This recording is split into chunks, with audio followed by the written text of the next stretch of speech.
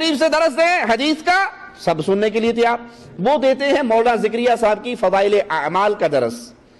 فضائل اعمال جس کو مولانا ذکریہ صاحب نے لکھا وہ شرکیہ واقعات سے بھری پڑی ہے، شرکیہ عقائد سے بھری پڑی ہے۔ وحدت الوجود کا عقیدہ اس کے اندر موجود ہے، غیر اللہ سے فریاد کرنے کا عقیدہ اس کے اندر موجود ہے۔ صفحہ 558 فضائل صدقات حصہ دوم، کتب خانہ فیضی لاہور کی چھپی ہوئی، ہر پریس کی الگ الگ پیج ہوتے ہیں۔ کتب خانہ فیضی لاہور کی جو چھپی ہے اس میں مولانا ذکریہ صاحب عقیدہ وحدت الوجود، جو صوفیوں کا عقیدہ ہے کہ نعوذ باللہ ہر چیز ہی اللہ ہے، اس عقیدے کو بیان کرتے ہوئے کہتے ہیں یا اللہ معاف فرمانا، جھوٹا ہوں، کچھ نہیں ہوں، تیرا ہی ذل ہے، تیرا ہی وجود ہے، میں کیا ہوں، کچھ نہیں ہوں، جو تو ہے وہ میں ہوں۔ یہ شرک کا عقیدہ ہے۔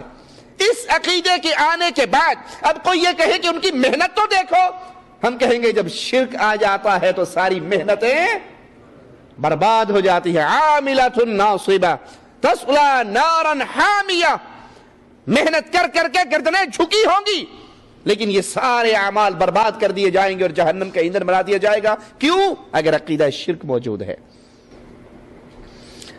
مولانا صاحب اس کے اندر ایک سخی کا واقعہ لکھتے ہیں، فوت ہو گیا، لوگ اس کی قبر پہ گئے زیارت کے لیے، اونٹ پہ سوار ہو گئے، صاحب قبر اونٹ والے کے خام میں آیا اور کہا تم میری قبر پہ آئے ہو، خالی پیٹ جاؤ تو اچھا نہیں لگتا، یہ اونٹ مجھے دے دو، اس کے بدلے میں اصیل اونٹ میرے گھر کھڑا ہے وہ تم لے لو۔ خواب ہی میں سودا ڈن ہوا۔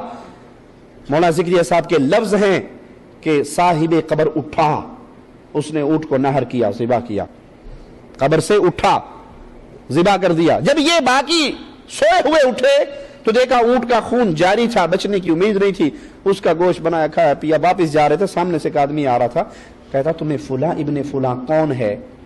کہا میں ہوں۔ کہا میرے باپ کو کچھ بیچا تھا؟ کہا خواب کے اندر سودا ہوا تھا، کہا اس کے بدلے میں یہ اصیل اونٹ تو لے لے۔ ایک اور حضرت کا واقعہ لکھتے ہیں کہ وہ لوگوں سے چندہ لے کر فقیروں کی مدد کرتے تھے، صاحب خیر تھے۔ ایک فقیر آیا، اس سے مانگا، اس کے پاس کچھ تھا نہیں، وہ لوگوں زندوں کے پاس سب کے دروازوں پر گئے، کسی نے کچھ نہیں دیا۔ پھر ایک سخی کی قبر پہ جا کے بیٹھ گئے اور اس کو سارا حال سنا دیا۔ واپس آئے، اپنے پاس ایک اشرفی آدھی توڑ کے اسے دے دی، آدھی پاس رکھ لی۔ خواب کے اندر قبر والا آیا، کہنے لگا میں نے تیری ساری بات سن لی تھی، مجھے جواب دینے کا امر نہیں تھا، اجازت نہیں تھی کہ میں تجھے جواب دوں، سن لی تھی میں نے۔ اب میرے گھر والوں کے پاس جو اسے کو چولہا پھاڑو، چولہے کے نیچے ایک مرتبان دفن ہے، اس میں خزانہ ہے، وہ لے کے اس فقیر کو دے دو۔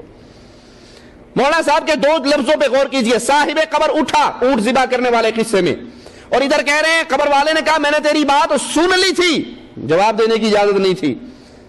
قرآن کہتا ہے اموات غیر احیاء وما یشعرون ایان یبعثون، یہ جو قبر میں دفن ہو گئے یہ مردے ہیں، یہ زندہ نہیں ہیں، انہیں تو یہ بھی شعور نہیں ہے کہ اٹھایا کب جانا ہے۔